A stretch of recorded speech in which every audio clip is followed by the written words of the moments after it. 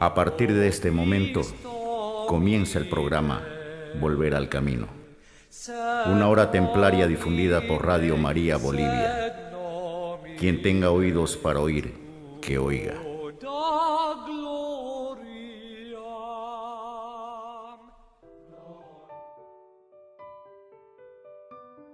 Muy buenas noches, queridos hermanos y hermanas. Somos el grupo de Caballeros Templarios, hombres y mujeres. Le damos la más cordial bienvenida a este nuevo encuentro de oración, reflexión y aprendizaje.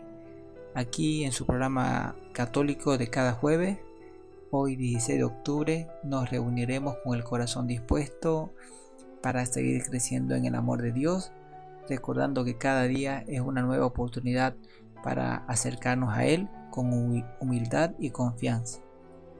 En esta noche especial conoceremos la hermosa historia de Santa Teresita del Niño Jesús, la pequeña flor de Jesús, patrona de las misiones, quien nos enseñó que el camino hacia la santidad se encuentra en las cosas sencillas y en el amor cotidiano.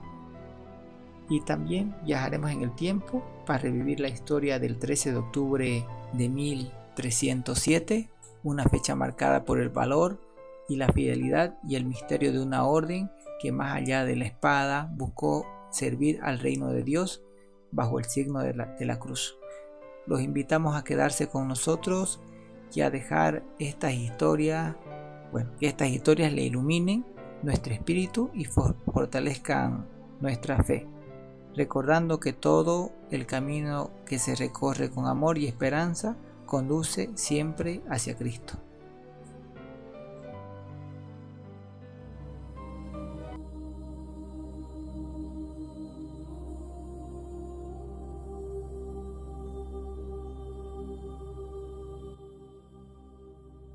Oración de hoy. Amado Dios, hoy te invito a que entres en mi hogar y lo llenes con tu paz. Que tu presencia transforme cada rincón de mi casa en un lugar de amor, unidad y esperanza. Bendice a cada miembro de mi familia, fortalece nuestro trabajo diario y permite que nunca falte el pan en nuestra mesa. Cúbrenos con tu manto de protección, líbranos de todo peligro, de la enfermedad, del odio y la tristeza, que podamos vivir con fe y confianza en tu voluntad, sabiendo que contigo todo es posible. En el nombre del Padre, del Hijo y del Espíritu Santo. Amén.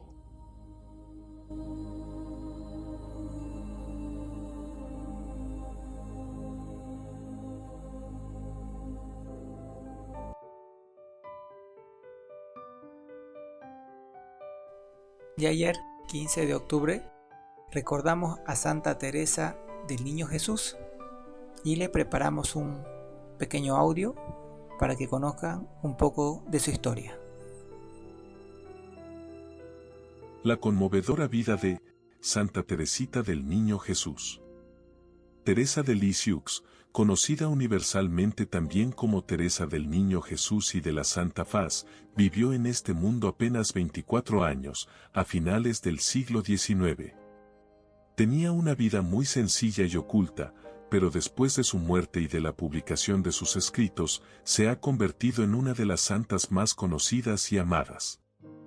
Teresita no ha dejado de ayudar a las almas más sencillas, a los pequeños, a los pobres, a los que sufren, a quienes la invocan, y también ha iluminado a toda la Iglesia con su profunda doctrina espiritual, hasta el punto de que el Papa Juan Pablo II, en 1997, quiso darle el título de doctora de la Iglesia, añadiéndolo al de patrona de las misiones, que ya le había otorgado Pío XI en 1927, aún sin haber salido nunca de su celda en el Carmelo.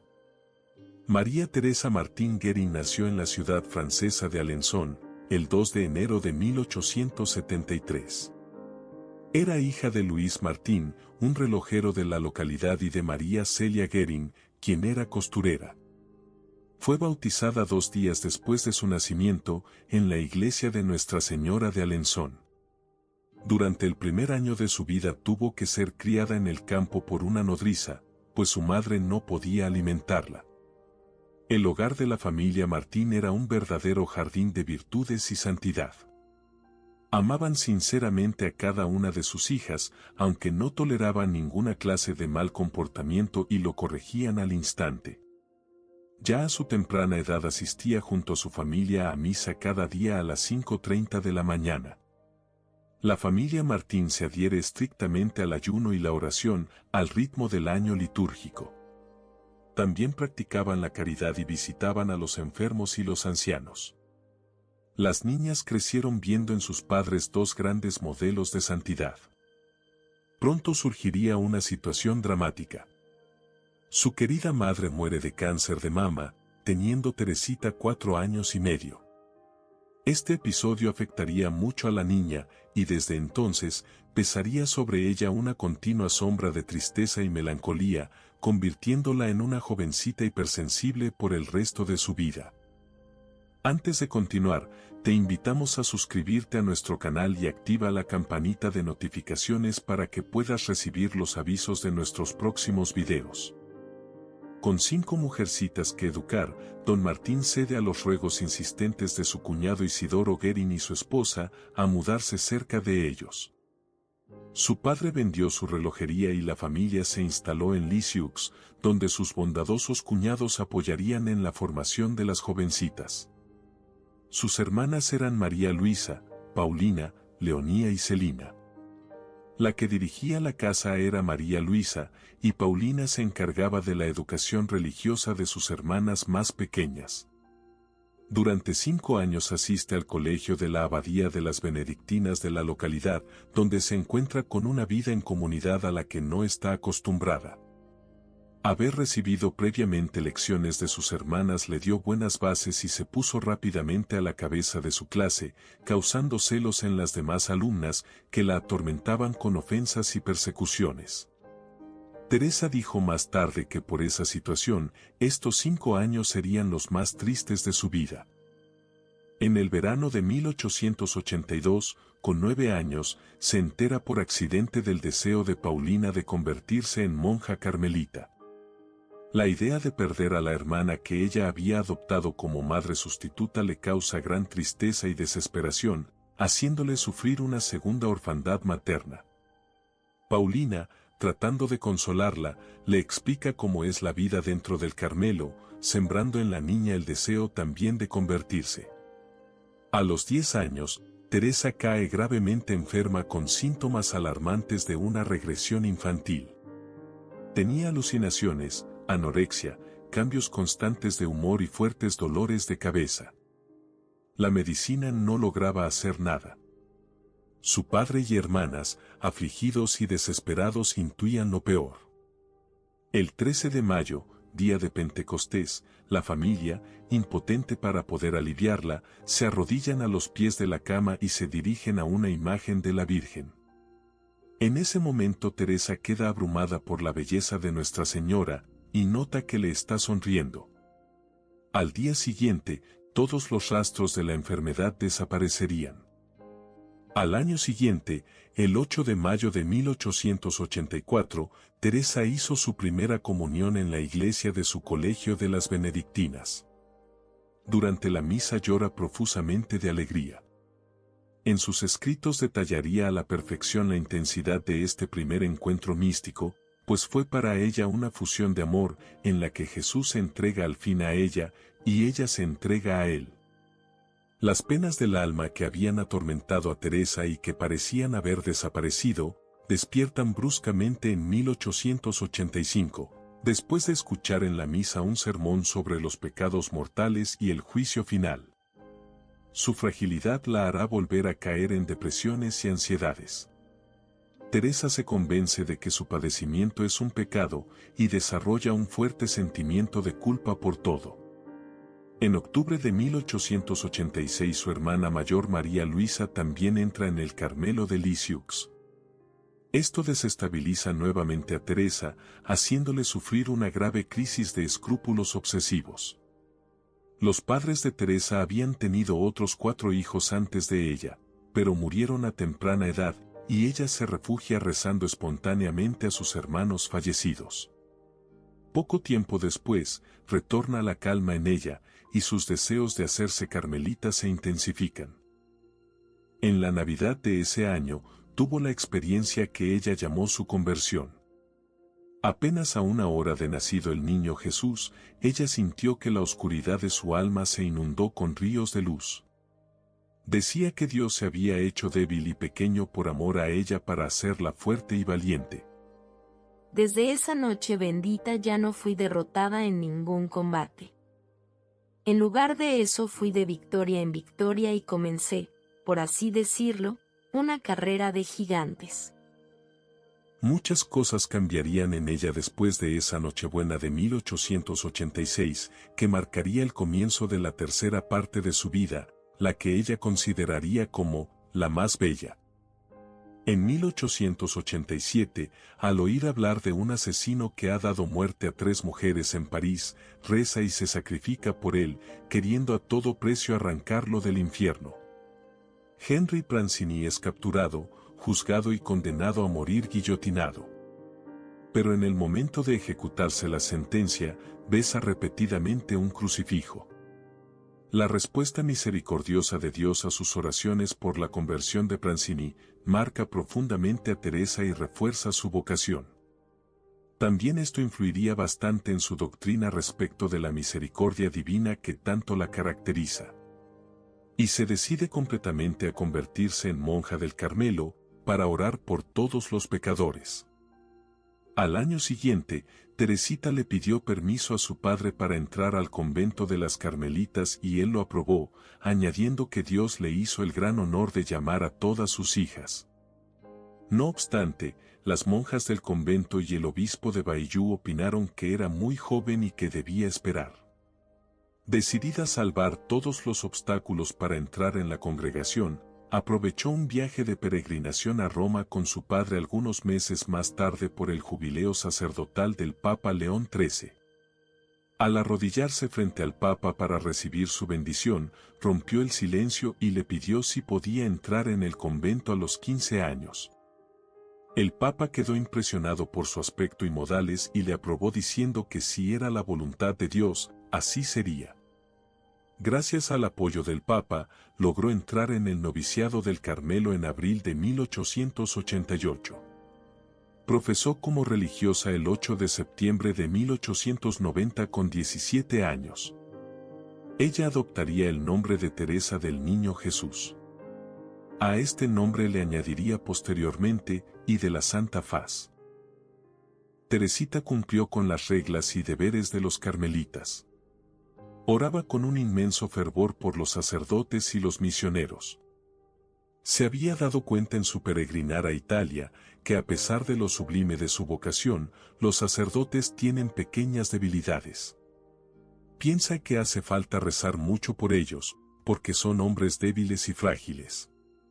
Su vocación ya no consistirá solo en orar por la conversión de los grandes pecadores. Se sometió a todas las austeridades de la orden, menos al ayuno, ya que era delicada de salud y sus superiores se lo impidieron. Entre las penitencias corporales, la más dura para ella era el frío del invierno en el convento. Pero ella decía: ¿Quería Jesús concederme el martirio del corazón o el martirio de la carne? Preferiría que me concediera ambos. Y un día pudo exclamar: He llegado a un punto en el que me es imposible sufrir, porque todo sufrimiento es dulce. Su más grande pesar será la enfermedad de su amado padre, internado en el Buen Salvador de Caen, hospital para enfermos mentales. Don Martín perdió el uso de la razón a causa de 2 ataques de parálisis. Celina, la hermana de Teresita, se encargó de cuidarlo. Fueron unos años difíciles para las hijas. Don Martín moriría en 1894 y sería canonizado junto a su esposa en 2015 por el Papa Francisco. En 1893, a los 20 años, pasó a ser formadora de las jóvenes novicias, aunque sin el título oficial. También mantenía contacto constante con 2 misioneros.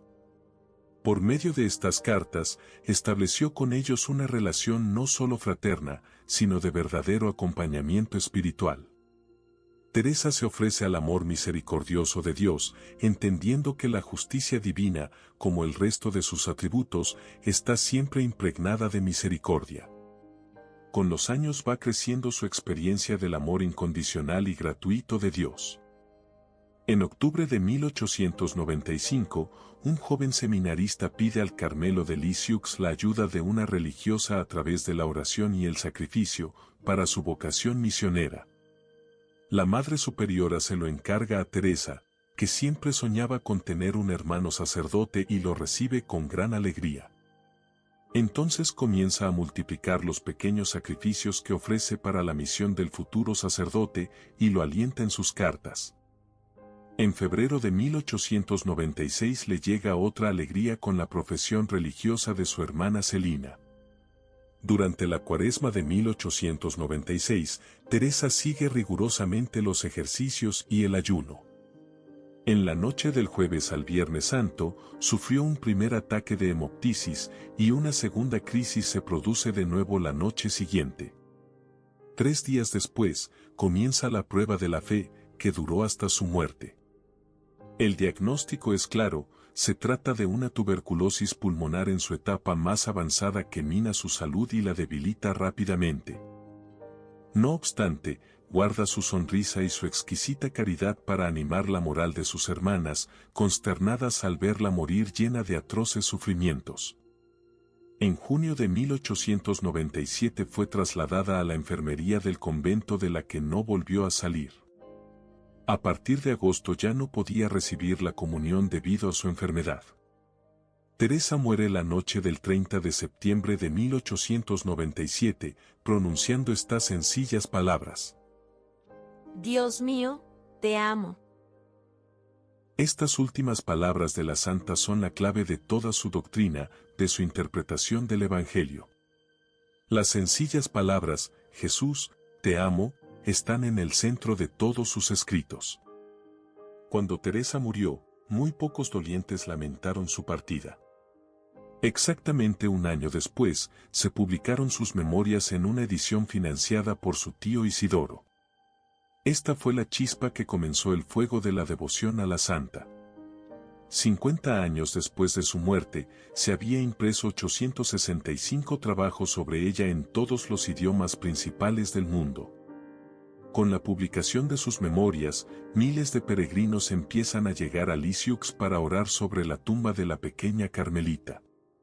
Pero es especialmente durante el periodo de la Primera Guerra Mundial cuando decenas de soldados franceses llevan estampas y medallas de Teresita.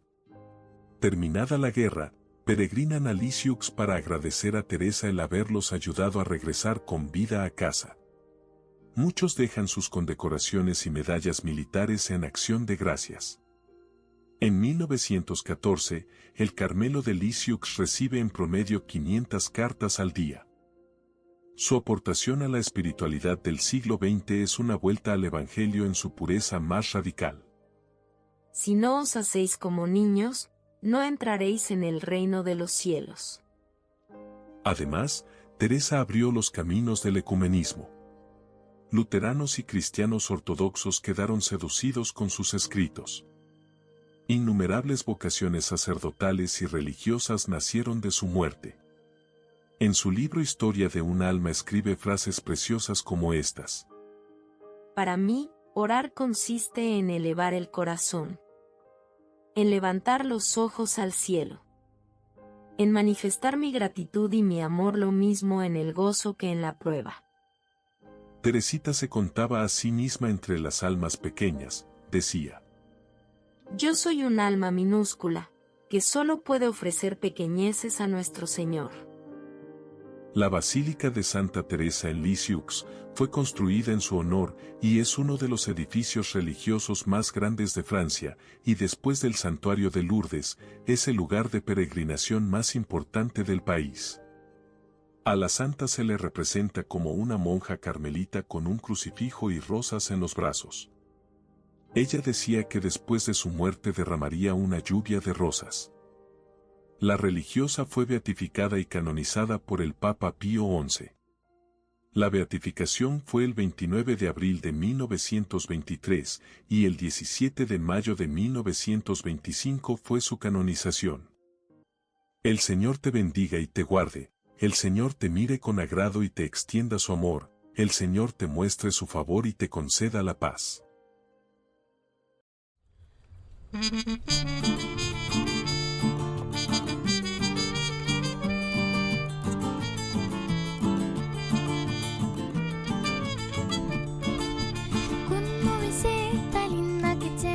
Ojos de guapurú, dame el encanto de tu boquita dulce de achachairú. No ves que estoy sufriendo de tanta angustia por ti, mujer, y que me estoy muriendo de ansias locas por tu querer. Ya verás qué lindo es amarse con devoción. Todo te lo daré cuando me cante todo el corazón. Ya verás qué lindo es amarse con devoción. Todo te lo daré cuando me cante todo el corazón. Escúchame, mi voz de amor, que es el dolor que lleva mi canción. Escúchame, mi voz de amor, que es el dolor que lleva mi canción.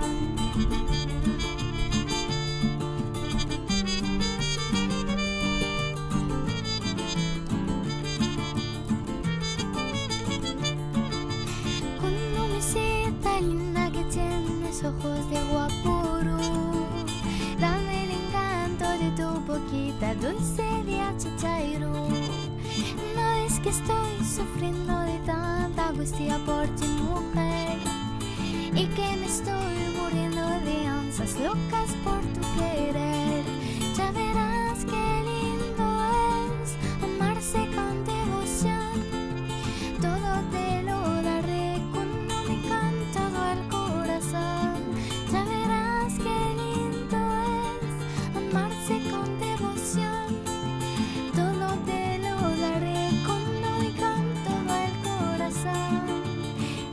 Escúchame, mi voz de amor, que es el dolor y que lleva mi canción. Escúchame, mi voz de amor, que es el dolor y que lleva mi canción.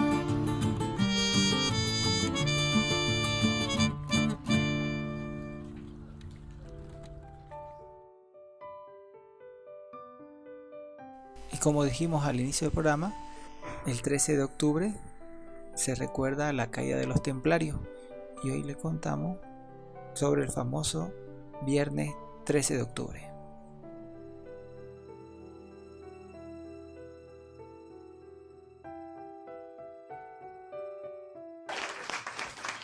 El 13 de octubre de 1307, que cayó en viernes, se llevó a cabo un arresto masivo de los caballeros templarios en Francia por orden del rey Felipe IV. Esto marcó el comienzo de la persecución de esta influyente orden militar y religiosa. La asociación del viernes 13 con la mala suerte tiene sus raíces en este evento histórico. Se dice que la fecha quedó estigmatizada y se convirtió en un símbolo de infortunio en muchas culturas europeas. El gran maestre del Temple, Jacques de Molay, fue una figura destacada en la orden de los caballeros templarios. Durante su visita a París en 1307, llegó con un séquito impresionante y un equipaje sumamente valioso. Se cuenta que Jacques de Molay entró en París con gran pompa y exhibición de riqueza. Su séquito estaba compuesto por caballeros, escuderos y sirvientes, todos ellos vestidos con espléndidos atuendos. Lo que más llamaba la atención era la cantidad de riqueza que llevaba consigo. Se dice que Jacques de Molay transportaba aproximadamente 150.000 piezas de oro, una suma considerable en esa época. Llevaba consigo una gran cantidad de plata, tanto que se necesitaban 10 mulos para transportarla.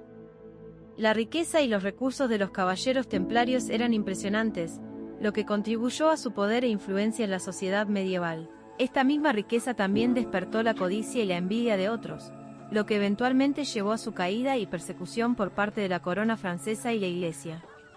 Orden del Temple se convirtió en una influyente entidad bancaria durante su apogeo en la Edad Media.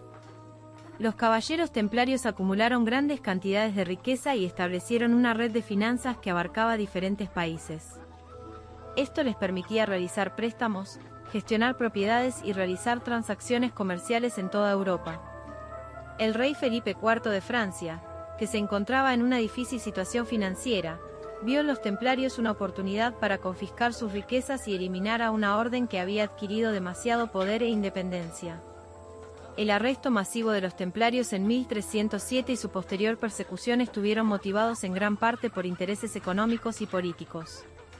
Cuando Jacques de Molay llegó a París, el rey Felipe el Hermoso le solicitó un préstamo para financiar la boda de una de sus hijas. A pesar de que el rey gastaba más de lo que tenía, Jacques de Molay abrió la bolsa complacientemente y prestó el dinero. Esto se debía a que los templarios consideraban que mantener un control financiero sobre los monarcas les daba cierta influencia y protección. Esta relación de préstamos y deuda no resultó como Jacques de Molay y los templarios esperaban. El rey Felipe IV veía en la Orden del Temple una forma de aliviar sus problemas financieros. Si la orden desaparecía, pensaba el rey, también desaparecerían las deudas pendientes. Esta percepción llevó al rey Felipe a desatar una campaña para eliminar a los templarios. Se utilizaron acusaciones de herejía y otros delitos para justificar su arresto y persecución, y finalmente se confiscaron sus bienes y se disolvió la orden en muchos territorios. Uno de los relatos más conocidos y exagerados es el de la supuesta defecación sobre el crucifijo, que fue utilizado para desacreditar a los templarios y difamar su imagen. Después de la Primera Cruzada y la conquista de Jerusalén en 1099, surgieron diversos desafíos para los peregrinos europeos que visitaban los santos lugares. Estos peregrinos a menudo eran asaltados y enfrentaban peligros en su camino.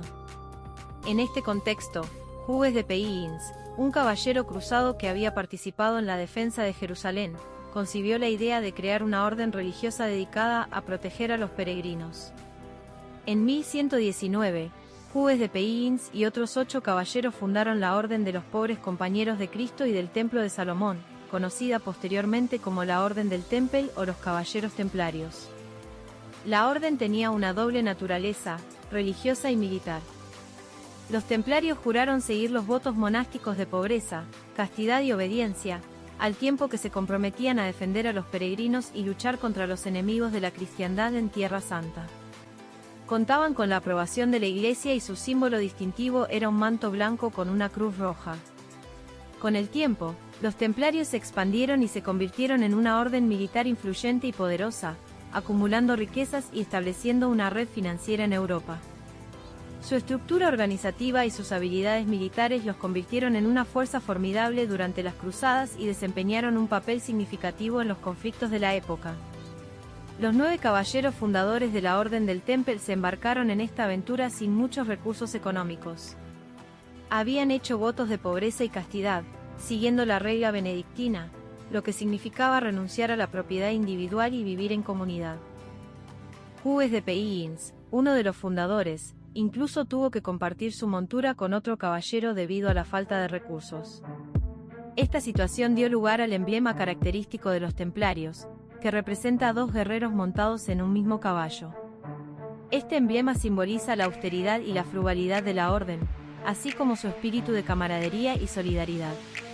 Durante el proceso posterior a la disolución de la Orden del Temple, llevado a cabo por el rey Felipe IV de Francia, algunas de las características de la orden fueron malinterpretadas o tergiversadas. Se utilizaron acusaciones de homosexualidad, entre otras, para difamar a los templarios y justificar su persecución. Los nombres de los 9 caballeros fundadores de la Orden del Temple no están completamente documentados, pero se cree que los siguientes individuos estuvieron entre ellos. Hugues de Payens, considerado el primer gran maestre de la Orden del Temple. Godefroy de Saint-Omer, se cree que fue uno de los caballeros fundadores y participó activamente en las primeras etapas de la orden. Payen de Montdidier, otro de los caballeros fundadores que se unió a Hugues de Payens en la creación de la orden. Archambaud de Saint-Amand se menciona como uno de los 9 caballeros fundadores. André de Montbar, tío de Bernardo de Claraval, uno de los líderes de la Orden de los Cistercienses, y se cree que tuvo un papel importante en la fundación de la Orden del Temple. Los nombres de los otros 4 caballeros fundadores no están completamente confirmados y pueden variar en diferentes fuentes históricas. El rey Balduino II de Jerusalén permitió que los caballeros templarios se establecieran en un ala de su palacio en la alta explanada donde anteriormente se encontraba el Templo de Salomón. A partir de esta circunstancia, los caballeros templarios adoptaron un nombre que se haría famoso, Pauparf Conmilitones Christi Templique Salomonis, que en latín significa Caballeros Pobres de Cristo y del Templo de Salomón. La elección de este nombre refleja la humildad y la conexión simbólica de los templarios con su misión religiosa y su ubicación histórica en Jerusalén. Eran una milicia permanente y estaban siempre listos para entrar en combate en defensa de los intereses cristianos en la región. La generosidad de los peregrinos, agradecidos por la seguridad que les brindaban los templarios, se tradujo en donativos y contribuciones económicas a la orden. Los viajeros, incluyendo nobles y ricos comerciantes, comenzaron a dejar legados en sus testamentos en forma de tierras, castillos, casas y dinero para los templarios. Los templarios también se involucraron en la construcción y fortificación de castillos estratégicos en la región, contribuyendo así a la consolidación del poder cristiano en Tierra Santa. El Templo de Salomón era un lugar sagrado y había historias y leyendas asociadas con él, incluyendo la idea del Santo Grial y posibles tesoros judíos. Los templarios tenían un sistema de financiamiento y crédito que facilitaba la peregrinación a Tierra Santa. Los templarios proporcionaban a los peregrinos la opción de depositar su dinero en una sede templaria antes de emprender el viaje a Tierra Santa. A cambio, recibían una carta de crédito o un documento que les permitía retirar fondos en las diferentes sedes templarias a lo largo de su ruta de peregrinación. Les permitía evitar tener que transportar grandes sumas de dinero en efectivo. Después de la derrota de los cruzados en la batalla de los Cuernos de Attín y la pérdida del reino latino de Jerusalén en manos del sultán Saladino en 1187, la situación se volvió desfavorable para los templarios y otras órdenes militares cristianas en Tierra Santa. La caída de Jerusalén y la pérdida de otros territorios cristianos en la región marcaron un duro golpe para los templarios, quienes habían estado arraigados en Tierra Santa y dependían de su presencia allí. Como resultado, la orden comenzó a reorientar sus esfuerzos hacia otros frentes y a buscar nuevas formas de mantener su influencia y poder. La orden estableció sucursales y sedes en ciudades importantes, como París, Londres y Marsella, y desarrolló una reputación como prestamistas confiables. A través de sus actividades financieras, los templarios comenzaron a acumular aún más riqueza y poder. Felipe el Hermoso vio en la Orden del Temple una oportunidad para deshacerse de sus deudas y obtener grandes riquezas a través de la confiscación de sus propiedades. Además, el rey francés también se sentía amenazado por la influencia y poder de los templarios, lo que despertó su deseo de eliminar a la orden por completo. Con el objetivo de llevar a cabo su plan, Felipe el Hermoso urdió una trampa para atraer al gran maestre Jacques de Molay a territorio francés. En 1307, el rey francés envió cartas a los templarios en las que les ordenaba presentarse ante él en París para discutir asuntos importantes y urgentes. Jacques de Molay, confiando en su relación previa con el rey y creyendo que sería una reunión de rutina, accedió a la solicitud y viajó a Francia. Al llegar a París, fue arrestado junto con muchos otros miembros de la orden. El viernes 13 de octubre de 1307, Jacques de Molay, gran maestre de la Orden del Temple, fue arrestado mientras dormía en el castillo del Temple en París. En una operación cuidadosamente coordinada y secreta, los hombres del rey Felipe el Hermoso llevaron a cabo redadas en las sedes templarias de toda Francia. Aunque lograron detener a 138 caballeros templarios, muchos otros lograron escapar y evitar la captura. Cuando en marzo de 1314, 7 años después de iniciado el proceso, Jacques de Molay fue quemado vivo en el islote de los judíos del Sena, hoy Plaza Dauphine, dijo desde la hoguera: Papa Clemente, Rey Felipe, antes de un año yo os emplazo a comparecer ante el tribunal de Dios para recibir vuestro justo castigo, malditos, malditos. Seréis malditos hasta la 13ª generación de vuestra estirpe. La maldición del templario se cumplió. Clemente V murió 2 meses después, mientras que Felipe el Hermoso contrajo de inmediato una enfermedad misteriosa que se lo llevó al otro mundo antes de que terminase el año. La Orden del Temple fue formalmente disuelta por el Concilio de Viena en 1312, y muchos templarios fueron perseguidos y arrestados en Francia e Inglaterra. En otros lugares, como en la península ibérica, algunos templarios encontraron refugio y fueron absorbidos por las órdenes militares existentes. En España, durante la época de la Reconquista, surgieron varias órdenes militares, como la Orden de Santiago, la Orden de Calatrava y la Orden de Alcántara. Estas órdenes también estaban comprometidas con la defensa de la fe y la lucha contra los musulmanes, y compartían algunas similitudes con la Orden del Temple en términos de estructura y objetivos. En algunos reinos se desafió la decisión papal de disolver la Orden del Temple. En Portugal, el rey Dinis se mostró favorable a los templarios y decidió no seguir la orden de disolución. En su lugar, transformó a la Orden del Temple en la Orden de Cristo, incorporando a sus miembros y propiedades bajo el nuevo nombre.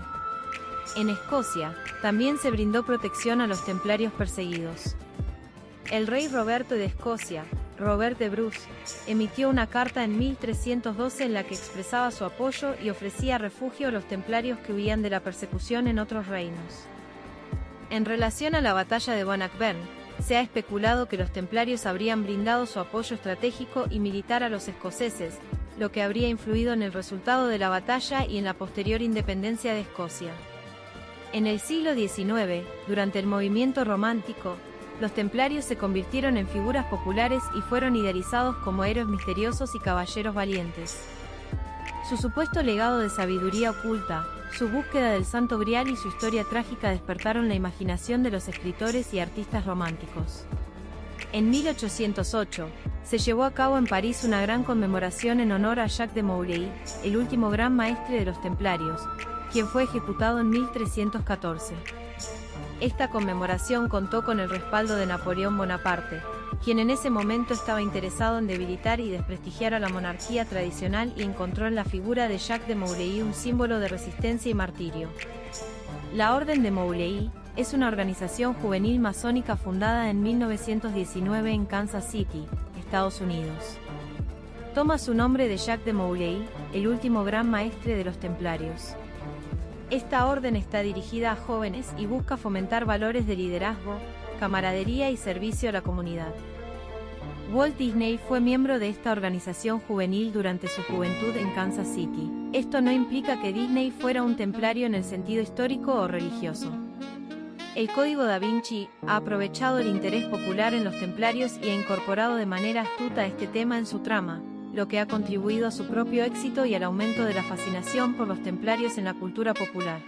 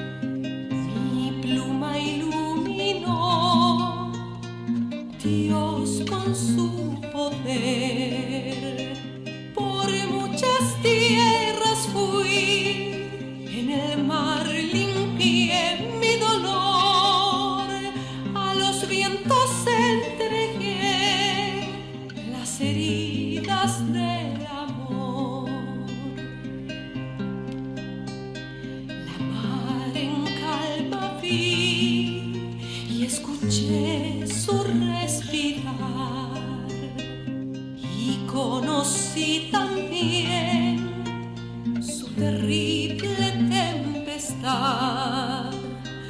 Año tras año vi implacable el tiempo pasar.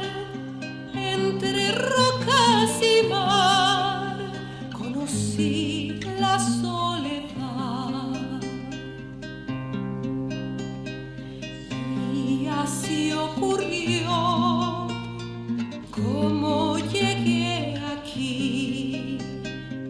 Años de caminar y caminos abrir.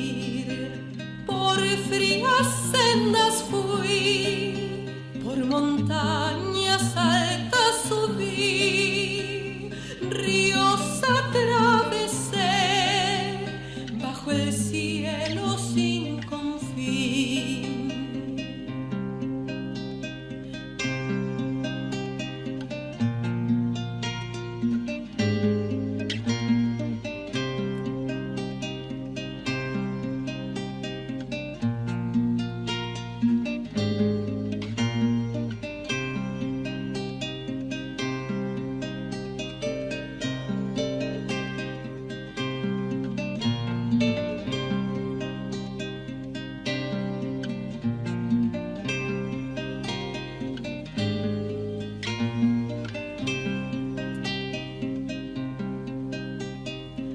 Junto al buen ciprés y a la flor del jazmín, mi legado te doy, todo está escrito aquí.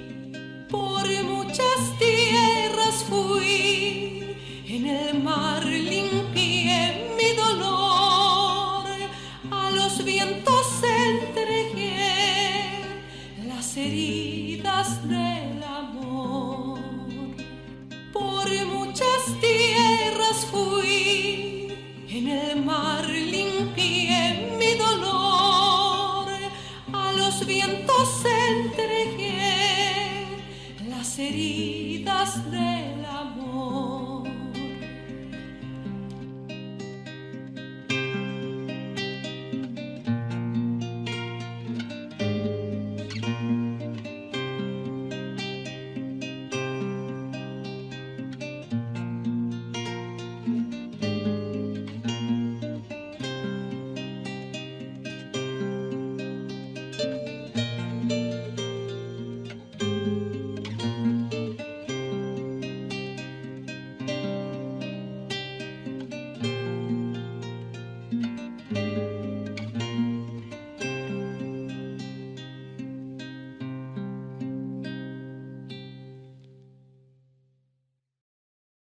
Y a continuación escucharemos el Evangelio de la noche.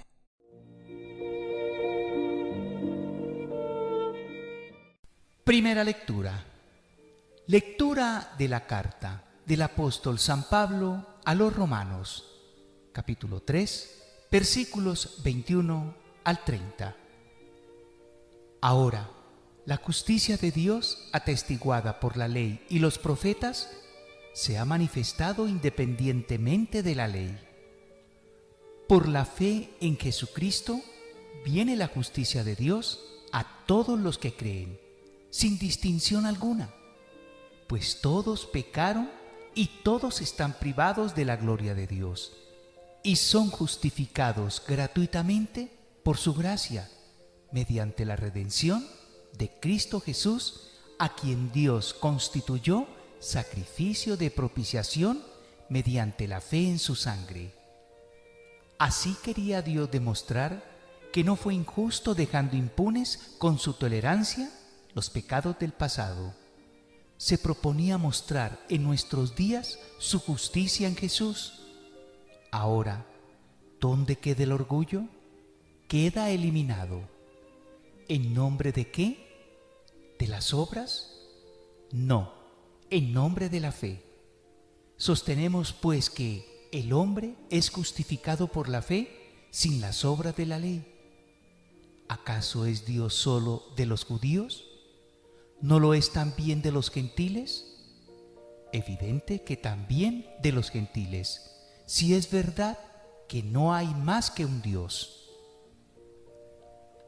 Palabra de Dios, te alabamos, Señor. Salmo responsorial. Decimos: del Señor viene la misericordia, la redención copiosa. Desde lo hondo a ti grito, Señor. Señor, escucha mi voz. Estén tus oídos atentos a la voz de mi súplica. Decimos: del Señor viene la misericordia, la redención copiosa. Si llevas cuenta de los delitos, Señor, ¿quién podrá resistir? Pero de ti procede el perdón, y así infunde respeto. Decimos: del Señor viene la misericordia, la redención copiosa. Mi alma espera en el Señor, espera en su palabra. Mi alma aguarda al Señor. Decimos: del Señor viene la misericordia, la redención copiosa.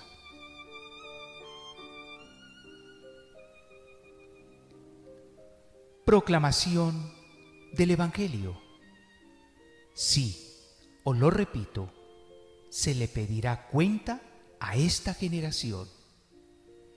Lectura del Santo Evangelio según San Lucas, capítulo 11, versículos 47 al 54.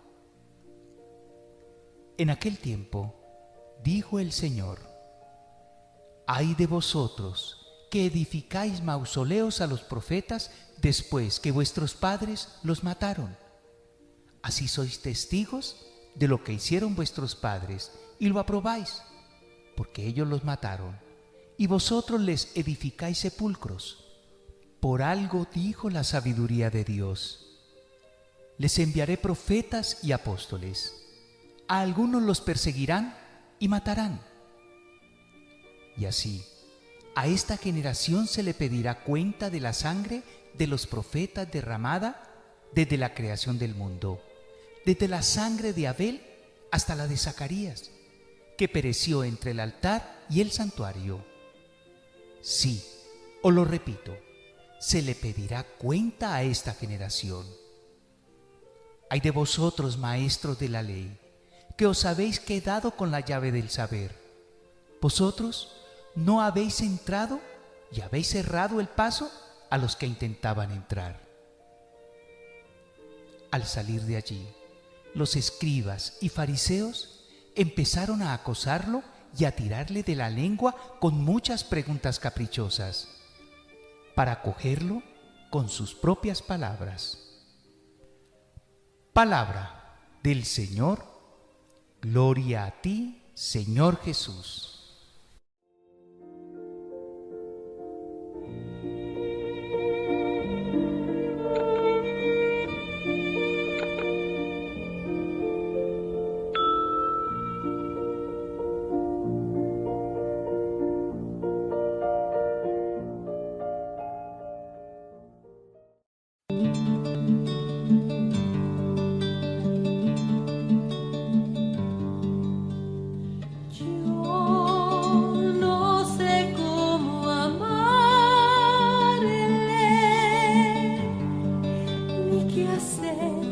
Cómo hablarle, él cambió algo en mí. Yo no soy la misma, soy otra mujer desde que me miró. No puedo comprender.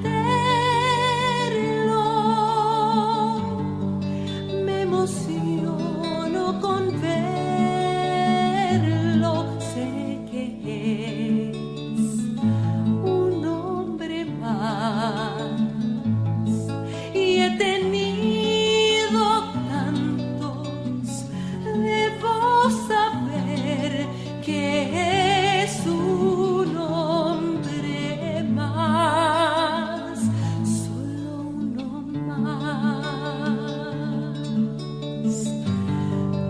Quisiera gritar, quisiera llorar, hablarle de amor y siento temor.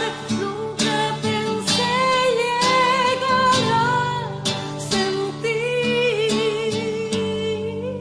un amor así.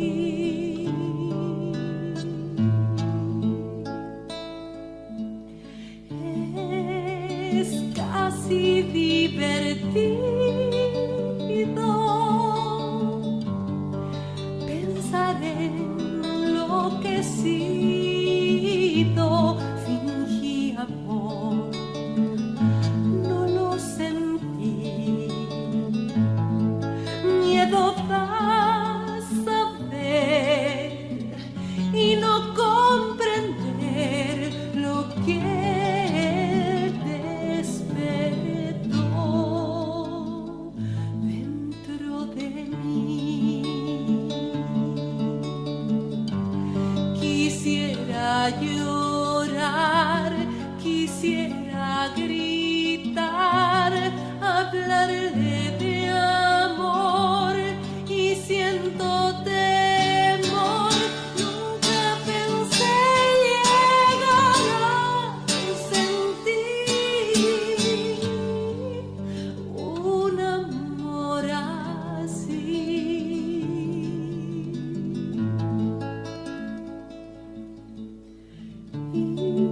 Y si dice que me quiere,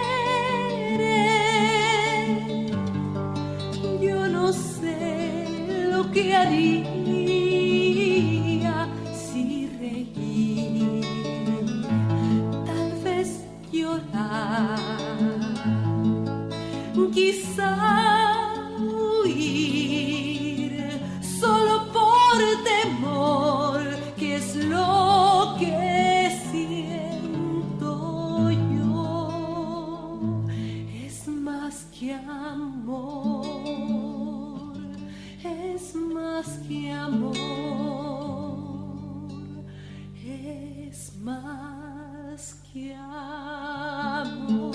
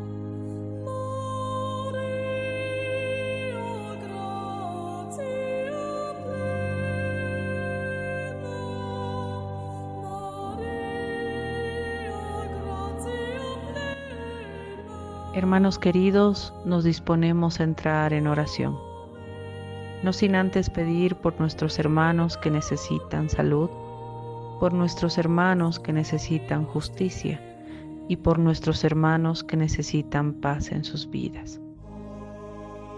Oración de sanación. En el amor del Padre, del Hijo y del Espíritu Santo.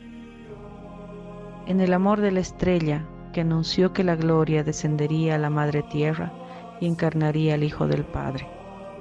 En el amor de la creación que libera de toda duda sobre la increíble majestuosidad del arquitecto divino. En el nombre del amor puro, encarnado por el sol y la luna. En el nombre del amor de la palabra, que hace crecer el verbo, que hace reproducir las cosas con la luz y la conciencia propia. En el amor de la verdad, esperanza y maravilla, guía en el Santo Espíritu. Yo te pido, Arcángel Anael, majestuoso príncipe, que eleves, palabra a palabra, la transmutación que en ti se encarna. En tu radiante luz operes, acciones, y actúes todo lo necesario en aquellos hermanos que están en nuestro corazón, para que el verdadero amor, venciendo todo trabajo de maldad, oscuridad e influencias negativas, se manifieste, porque la palabra viva de Dios es fuerza, poder, resurrección y vida. Amén.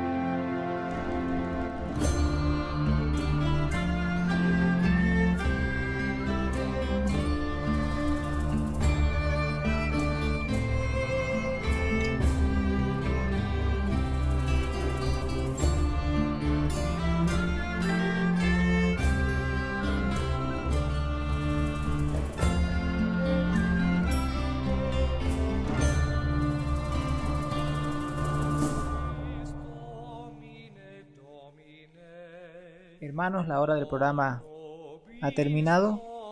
Esperamos que el programa haya sido de su agrado y nos escuchamos el próximo jueves.